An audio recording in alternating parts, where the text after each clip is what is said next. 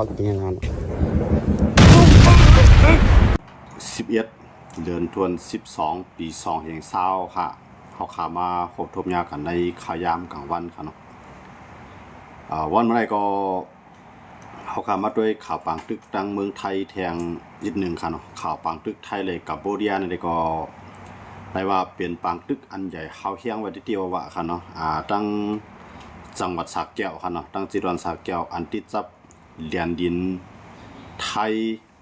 ในกัมพูชาเนี่ยค่ะเนาะที่นี่ก็เลยว่าเปลี่ยนปังตึกใหญ่กันคำว่าก็แค่ว่าตั้งขึ้นค่ะเนาะรอถึงวันเมื่อไหร่ก็ตึกสืบเปลี่ยนปังตึกใหญ่กันแทงตั้งวันเนี่ยครับปังตึกอันนี้ก็เลยว่าเปลี่ยนปังตึกอันใหญ่ไว้ที่ว่าค่ะเนาะในวงกลาง2จึงเมืองก็ได้ลองดูซุ่มภายดังกัมพูชาได้ก็ไปไล่มีข่าวออกมาว่าดูซุ่มก็ต้องภายไทยก็ไปเลยปืนเผาว่ากัมพูชาเขามีลองลูกตายกันค่ะเนาะก็กับภายไทยเขาได้ก็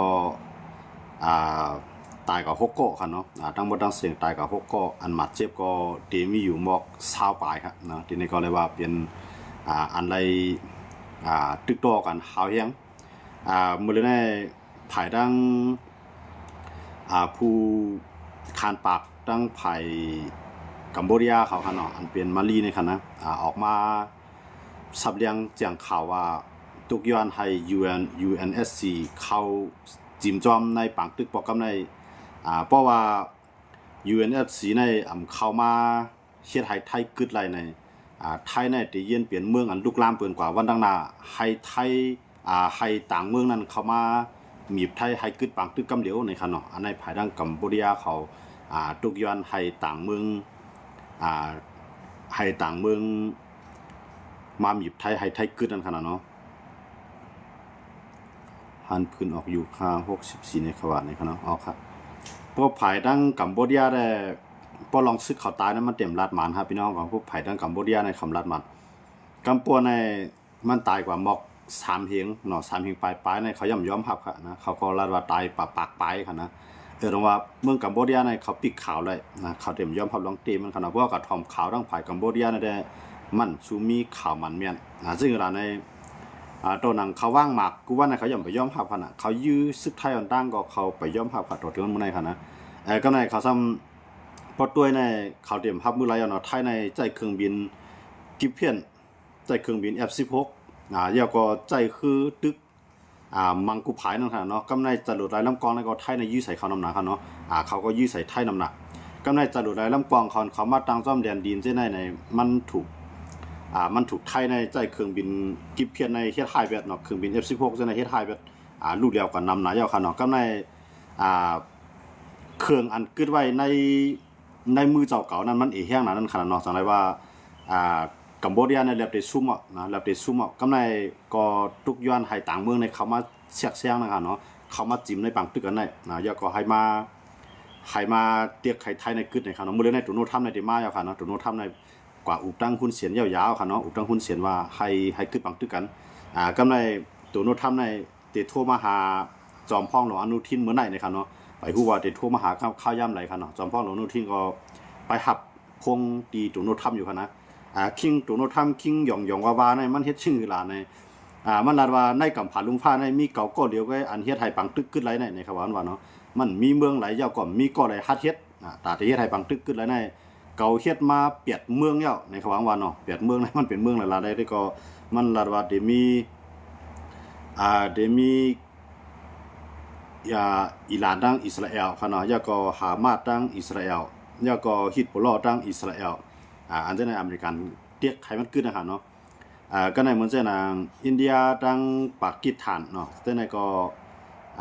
คิงตุนุธรรมในเฮียไทยมันขึ้นกว่าก็ในวันแทงต่างเมืองแทงต่างเมืองอันอยู่ดังปอดสายแอฟริกานะครับเนาะปอดในก็มันจะมีหลายเมืองอยู่ที่เขามังนะครับนะตุนุธรรมรัฐว่ามันเฮียไทยมันขึ้นไรเนี่ยตั้งบ่ดังเสียในตุนุธรรมเฮียไทยปังตึกในขึ้นกว่าไรเปียดเมืองแล้วนะครับเนาะมันว่าคั่นนะแต่ว่าปังตึกไทยเลยกัมพูชาในก็มันยุ่มยำว่ามันสิเฮ็ดให้มันขึ้นไรนี่เขาว่าเนาะอันนั้นมันปืนเผาไว้คั่นนะว่ามันโทรหาคุณเสียนยาวๆนะก็ไม่ได้ไปโทรหาทางอนุทินด้วยนะครับเนาะเพราะโทรหาทางอนุทินเนี่ยเพราะอนุทินเนี่ยได้ตอบเจอได้ไปฮู้คั่นเนาะเพราะว่ามันด้วยไผซึกไทยเขาได้ก็เขาก็ลาดว่าสังว่ากึดก็ ให้ซึกไทยในอยู่ภายเป้ปูนเสร็จแล้วให้กัมพูชาเนี่ยอย่าไปจัง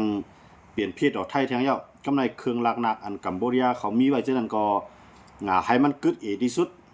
ตาได้ขึ้น10ตั้งตับซึกมาเสร็จแล้วเฮ็ดให้ของเมืองไทยนั้นอย่าไปให้มีเฮียงแทงเยาในข้าวยามตั้งหนักสู่ลูกปานลานของไทยเขานั้นอย่าไปให้เลยตึกกันดังคำเมียนแทงนะครับเนาะตียาให้มันเดียวเป็ดปอกกำไรนะครับเนาะลงว่าที่แน่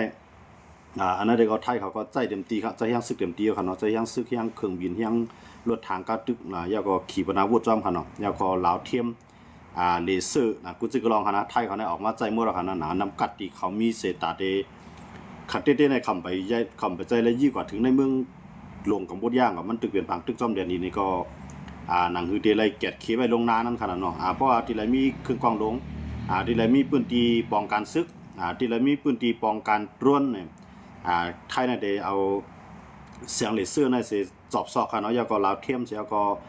ซอกหาที่อยู่จังได๋พวกเขาหาเนาะเขายาไปทางหาเนาะไทยเขายาไปที่เนี่ยมื้อนี้กัมพูชาก็เขาก็ตั้งลาวเทียมอยู่ค่ะเนาะเขาจ้างเปิ้นต่างเมืองเขามาตั้งบันลาวเทียมยาก็เตใจขีปนาวุธอันยื้อไรหมอกปาก30ถึงปาก50ลักในยื้อเขาในเมืองไทยเนี่ยค่ะเนาะอันในเขาไทยเขาออกมาไว้ค่ะเนาะกำไรไทยก็ไม่ใจไว้อยู่ค่ะเนาะเขาก็ได้จ้อมจอบซอกหาว่าเครื่องอันไทยก็อันกัมพูชาเขายื้อไรปาก30ลักต่อถึงปาก50ลักในมันเป็นเครื่องของเคก็ในกัมพูชาในก็ย้อนให้เขียนในปันไม้ลอกมันนะคะเนาะปันรหัสมันนะคะเนาะมันจังว่าตียื้อเลยหมอกกะหือเต้มันได้ยื้อเลยหมอกปาก30ลักถึงปาก50ลักในค่ะเนาะก็กะเขียนเขาในตีลอกไว้อย่าไปให้มันยื้อเลยไกลแต่นั่นเนาะก็ในกัมพูชาในก็ย้อนที่เขียนค่ะเนาะย้อนไม้ลับมันค่ะนะก็ในเพราะว่ากัมพูชาก็ย้อนไม้ลับมันในเขียนในก็เรียบปันแล้วบางศูนย์ค่ะเนาะใกล้กว่าไปเรียบเจ้าอย่าเต็มทวนค่ะเนาะดีแน่ๆอันไทยเขาก็ไม่ใจลองกัมพูชาในที่ยื้อใส่มาถึงในโคราชค่ะเนาะอันนั้นก็มาถึงดังปอดสระบุรีจังได๋นะครับเนาะเครื่องของกัมพูชามีอยู่ในขายามหมดแล้วครับเนาะเพราะว่ายื้อถึงโคราชถึงสระบุรีก็เลยว่าจำกรุงเทพว่านั้นขนาดเนาะที่ได้เขาย้อนรหัสมันค่ะเนาะย้อนรหัสก็ว่าเขียนให้ไปแล้วปันเขาอันไรก็ได้ได้ไรพ้องนะครับเนาะที่แน่ๆอยากก็ลาวเทียมก็ในกัมพูชานะครับจางกวนอันปล่อยด้วนในค่ะนะกวนอันแก้แขนด้วนในอันใจกวนกัมพูชานะครับเนาะเป็นกวนต่างเมืองกวนอันเขา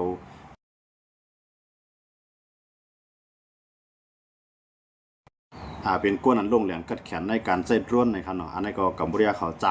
างเข้ามามื้อในไทยเขาก็คัดใจจอบซอหาให้พวกหันตีอยู่มันนะครับเนาะกำในไทยเขาก็ได้ใจเสียงเลเซอร์แล้วก็ได้ใจลาวเทียมครับเนาะตาได้จอบซอกให้หันพวกหันก็เขาได้ยาไปทางหันเนาะมื้อในได้บางตึกได้ไปมีแนวทางว่าได้ขึ้นลงง่ายๆครับเนาะอยู่ดีโดนัลด์ทรัมป์ไปถอมด้วยโดนัลด์ทรัมป์มื้อในตั้งภายไทยก็เหมือนกันโดนัลด์ทรัมป์ในเพราะว่ามันสั่งกึดให้กึดคำเดียวในมันก็จังเฮ็ดไรครับนะพวกกึดมันก็ได้มีสิมีมาตอบมาเฮ็ดสร้างโดนัลด์ทรัมป์นั้นมันได้จังได๋ครับเนาะมันได้เหมือนเปิดต่างก่อครับเนาะก็ได้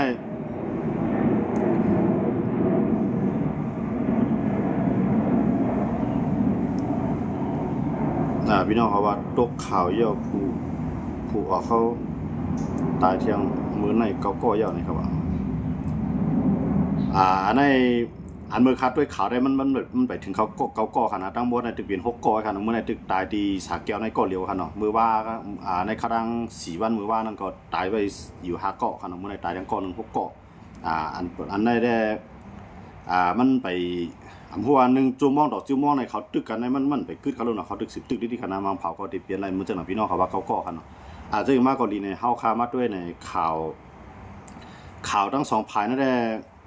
ในขยามปางตึกในมันก็มังสุนมันก็เตรียมรัดหมานจริงอ่ะมันเลยมีเฮียงใจตูเจ้าเก่ามีเฮียงใจในอันลูกน้องตะปีเจ้าเก่าอันตึกอยู่หน้าซึกนั่นขนาดเนาะซึ่งในมันก็จังเป็นข่าวปีกว่าอยู่ก็จังเป็นไรนั่นขนาดเนาะลองข่าวปางตึกในมันสู้รัดหมานครับเพราะมันไปยาวปางตึกขนาดเนาะมันตึกอยู่ในขยามปางตึกข่าวไทยเขาออกข่าวไทยออกเกาเย้าค่ะในค่ะเนาะเอาค่ะยินจมค่ะที่ปันข้อมูลมาค่ะเนาะมาปอกกับเฮาค่ะได้ตกข่าวก็เป็นไรอยู่ค่ะเนาะซึ่งกรณีเนี่ยเฮาคามาด้วยในที่ในปางตึกอันเกิดขึ้นในเมืองไทยเลยกัมพูชาในเลยว่าเป็นปางตึกอันหายังกำในมหาอำนาจทั้ง2ฝ่ายในซ้ำมี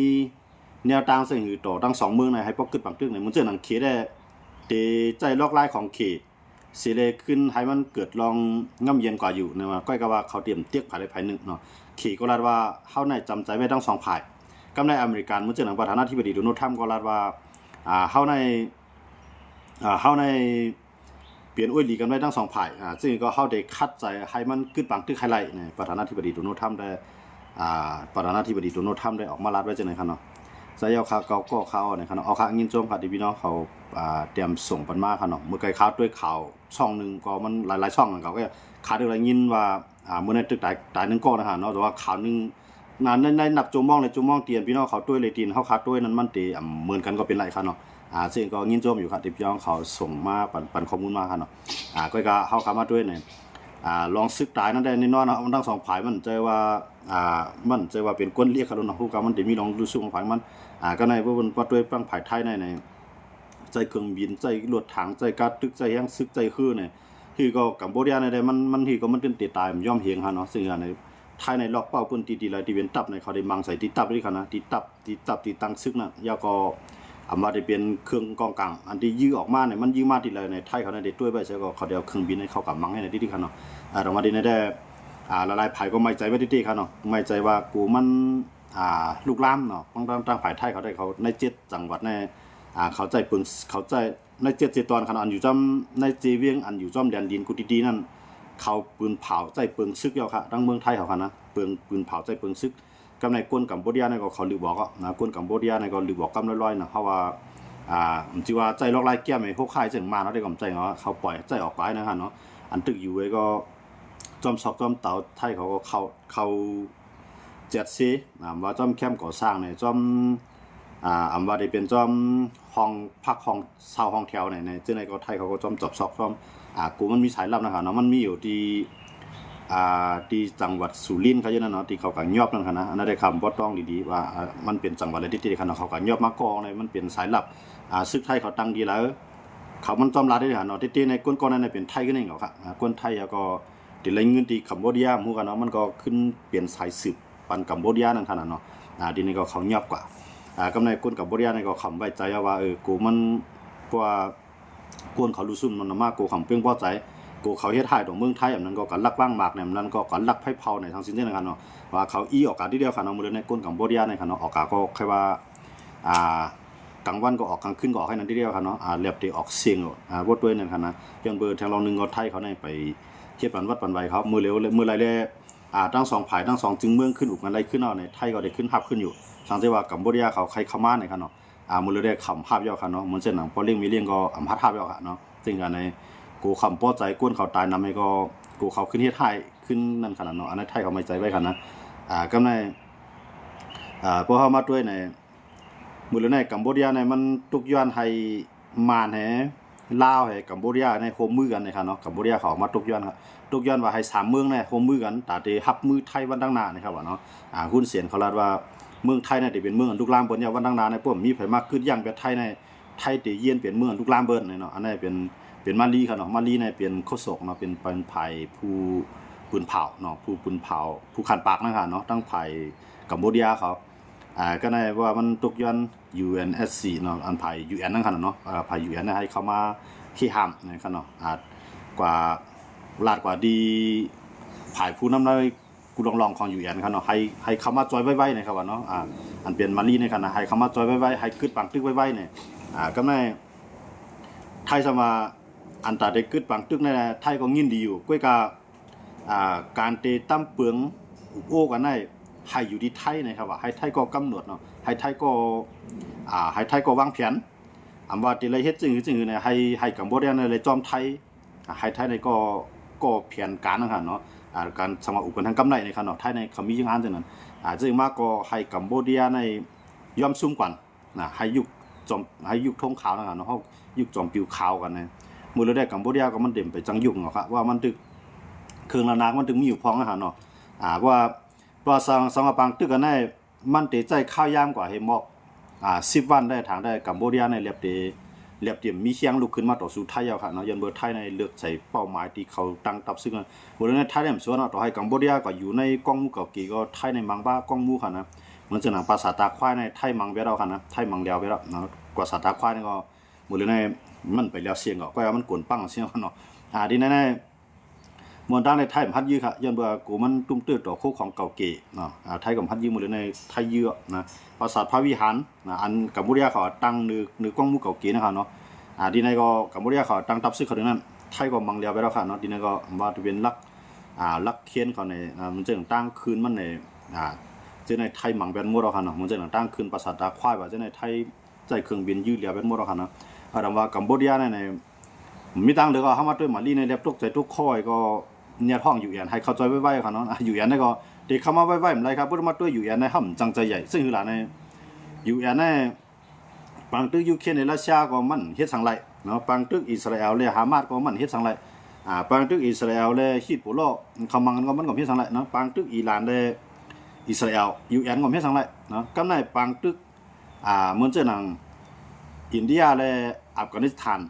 อันนั้นก็UN ได้ก็มีสังไรครับกำไรปังตึกในเมืองห่มตุ่มตู้ในกวนในเมืองห่มตุ่มตู้เขาในก็ตกย้อนนะตกย้อนให้ UN ในเขาแซกเสียงเขาเกขายกำเดียว UN เจ้าในก็เฮ็ดสังเสมียวครับในเมืองห่มตุ่มตู้ค่ะเนาะย้อนบ่เจ้าอะไรดอกว่าวันมื้อนั้นมีไผกูกิน UN ครับเนาะกำไรสังจะว่ามาดีแน่อันเป็น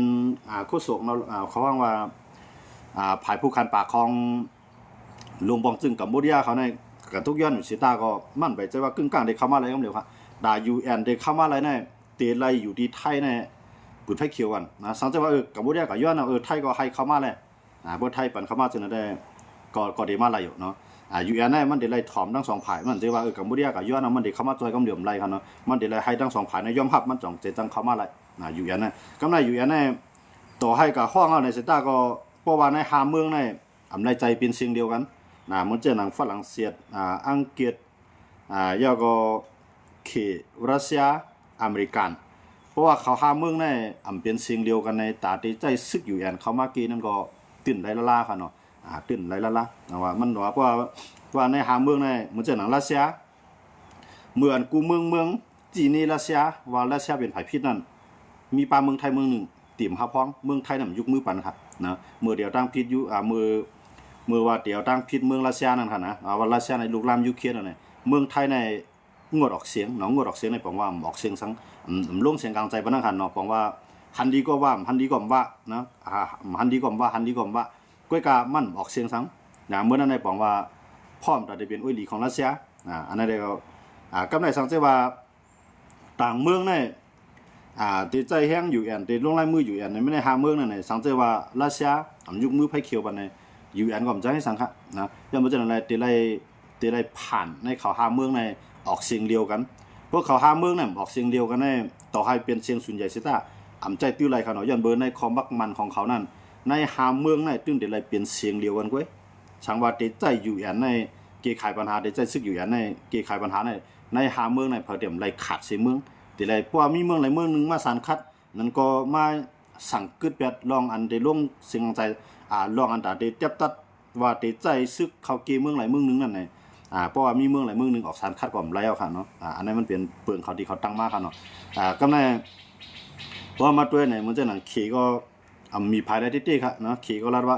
ทั้งสองภายก็เยี่ยนอดทนอดกันเนาะเยี่ยนกันต่อกันให้ถึงที่สุดหาลอกไล่อุบกันให้ไว้เขก็ว่าจังไหนก็ว่าการโดนโนทำก็อันโดนโนทำได้ไรว่าเตียกมากำเดียวขนาดโดนโนทำเจ๊ก็ตื่นเดี๋ยวไรกึดนะครับว่ามือเลยนั้นมันว่าตื่นก็ตื่นเดี๋ยวไรกึดว่าการมันไปอุบตั้งไทยเนาะมันถึงอุบตั้งกัมพูชาก็มันอุบพุ่นเสียนเนาะไปอุบอนุทินเนาะมันติอุบแน่นั่นก็คำไหนเนี่ยนั่นก็เที่ยงไรจุ่มมองในเขาจังเป็นไรครับเนาะมันลาว่าปุ๊บมันเดี๋ยวข้ายามดีข้ายามตั้นเนี่ยก็เดี๋ยวโทรมาหาจอมพ่องหลวงอนุทินกำสื่อนะครับเนาะให้อุบไว้นะครับเนาะกำในปุ๊บต่อให้จอมพ่องหลวงอนุทินในใครอุบใครตกลงกึดตึกอยู่เสต้าก็บ่มาด้วยผายซึกเนี่ยไปเคยกึดเยี่ยมมาในผายซึกในมาลาดแวนต่างเนาะผายซึกเขาในลาดว่าอุบได้อุบไล่อยู่ในว่าเนาะเมืองไหลมาอุบก็เข้ายินดีอุบอยู่ลงปองจึงผายการเมืองเขาก็มีศูนย์ไหลอุบเต็มพ่นอยู่ก้อยกาป้อให้กึดในข้ายามมือเร็วในผายซึกเขาลาดว่าไปกึ่งด่านในกึดนะครับเนาะเขาลาดว่าตีเฮ็ดไทยซึกกัมพูชาในป้อเตรียมงอกหูมาไล่เฮ็ดเพเขียนต่อเมืองไทยไรแทงวันตั้งหน้าบอกว่าติดตอนเป็นมันนั่นขนาดเนาะตอนเป็นมันอย่าไปให้มันใหญ่ขึ้นอันนี้ข้อความผ่ายปองการซึกของเมืองไทยเขาเลยตั้งข้อความของเบนจามินเนทันยาฮูผู้นำอิสราเอลนั่นเหมือนกันครับในขยามหมดเลยที่เรียกว่านั่นแหละเนี่ยเบนจามินเนทันยาฮูนั่นมันก็รัดว่าหามาสใน เพราะมันจังตึกจังเป็นเพศแล้วต่อเฮาวันเมื่อนาอยู่ในเฮาตื่นเตให้มันเกิดขึ้นแท้เฮาตื่นเดถอนหักถอนหูมันให้ไรว่าเมืองไรที่ว่าสังตั้งเฮาก็อยากเฮาได้เกใครกว่าจำเงาลายมันก้อยกะตาที่ให้หามาดยิบกองกลางเสเปลี่ยนเพศต่อเฮาแทงในตื่นมาให้มันเกิดขึ้นทั้งเย้าปองว่าอย่าไปให้มีเสียงแต่ได้เฮ็ดให้เปลี่ยนเพศต่ออิสราเอลในเป็นจะมีเนทันยาก็มังหามาดก็ยกย่อยหมดค่ะนะUNก็ไม่สั่งได้เสียเมียวค่ะนะก็ในเมื่อมาแตกกันเมืองไทยในเมืองอิสราเอลในพยาลาในเมืองไทยในใหญ่หรือเมืองอิสราเอลที่เตะค่ะนะพวกเมืองว่าได้เนาะก้อยกะบ่นำกระดังแขนว่าได้มันเพียงอิสราเอลเนาะยันเมืองอิสราเอลเนี่ยมันมีเครื่องเฮกระดังกะเฮาเครื่องนักมันก็คือจันหรือไทยค่ะเนาะก้อยกะอิสราเอลซัมมีอเมริกันนะตัวให้อิสราเอลในพิษอันนี้ก็อเมริกันในที่ห้องฮับไปดิก็ในไทยเนี่ยมีไผห้องฮับมันในมันได้เปลืองกันที่ไหนเนาะมันได้เปลืองกันที่ไหนก็ในพวกในการต่อสู้สังว่าจะในไทยในการตรวจทบในปังตึกได้มันก็เตรียมตันอิสราเอลค่ะเนาะก้อยกะว่าเพราะว่ามีเมืองไหลมาจิ้มมีเมืองไหลมากึดมีเมืองไหลมาจอยนะได้ก็ซื้อมาก็ตากัมพูชาได้ต่อกวนเนาะตาได้ต่อรองต่อไทยนั่นมีเสียงสังตาได้ต่อรองต่อไทยไรครับเนาะย้อนมาจากอะไรเนี่ยเอาตัวอย่างมันแบบนึงมันยังไงก็อิสราเอลไม่ได้อยู่แล้วมันดีกว่าที่ไหนนั่งเยอะพี่น้องเขาเตรียมนิกไทยมาขาบุงงกับพี่น้องเขาเตรียมมาให้มัน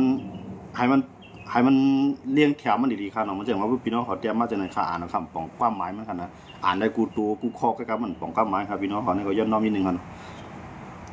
เจอมากก็ยาวในภายดังป้องกันซึกไทยเขานั่นขนาดเนาะเขาก็ถึงรัดว่า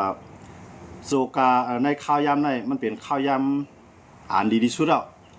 นึกในกัมพูชาญาเ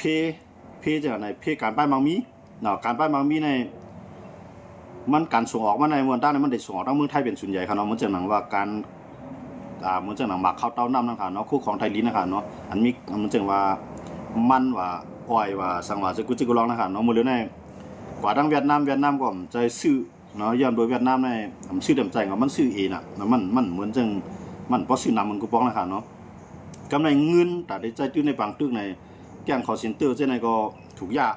รุ่นเดียวเป็นส่วนใหญ่เอาค่ะเนาะเงินเจออันกว่าเงินเจออันกว่าผักไว้ต่างเมืองเกาหลีเนาะอันเกี่ยวข้องกับแก่งคอเซ็นเตอร์เกาหลีเนี่ยเพื่อนกันยึดเป็ดเสียงเนาะกำไรก็อันนี้ก็ตัดที่มันหล่อเลี้ยงตับซึกก็หยาบกำไรซัมมีทางลงปองจึงเขาว่าลงปองจึงพัดถิ่นเขาเนาะลงปองจึงยันเมืองอันเป็นสมรังสีนั่นก็ตั้งไว้นะครับเนาะลงปองจึงสมรังสีเนี่ยออกมาลาว่าตับซึกกัมพูชาในมันหลุดเลยเปลี่ยนตับซึกเกียรติขีจึงเมืองใจหลุดเลยเปลี่ยนตับซึกเกียรติขีหุ้นเสียนนะมันว่าจังไหนครับเนาะกำไรตับซึกให้หลุดไว้ปอกกองจู้หุ้นเสียนเขาเพื่อใครปังจุ้งในเจ้าเย่านะครับนะกำไรสุรังสีก็ลาว่าอันเมืองกัมพูชากวาดผ่านในอันเฮ็ดให้ต่างเมืองมาเฮ็ดให้ต่อเมืองกัมพูชาอะไรในมันเปลี่ยนย้อนไปหุ้นเสียนเอาก้นเมืองเปลี่ยนเครื่องมือนะอันนี้ก็เป็นตั้งหนึ่งว่าเพหอบตัวมันหุ้นเสียนในหมดเลยในเพหอบตัวมันไว้กาแห้งแลอเมริกาในที่ขอบตึกอุ้มมันหรืออยู่ลานแน่ๆย้อนเบอร์อเมริกาในเพราะว่ามันเอาใจหุ้นเสียนอเมริกาในก็ได้เข้ามาสร้างอาณาในเมืองกัมพูชาเสด็จเข่งต่อขี่จะมาเมื่อเร็วในขี่ก็แค่ให้อเมริกันคิงตัวโน้ตทำในเข้ามาอยู่ในกัมพูชาว่าขี่ในให้สองเมืองในอุปถังกล้วยอย่าเปียวต่างเมืองหิมะยุงขี่ได้ว่าไว้จังไหนครับนะบอกว่าเป้าหมายของเขตได้ลึกๆได้มันไปลัดนะมันใครให้ไทยในตัวปันซึกของกัมพูชาในโอนอ่อนลงหลายกำให้กัมพูชาเนี่ยอย่าไปมีตั้งเดือดให้ขึ้นเรียนปึงขี่ขึ้นอันนั้นได้เป้าหมายของขี่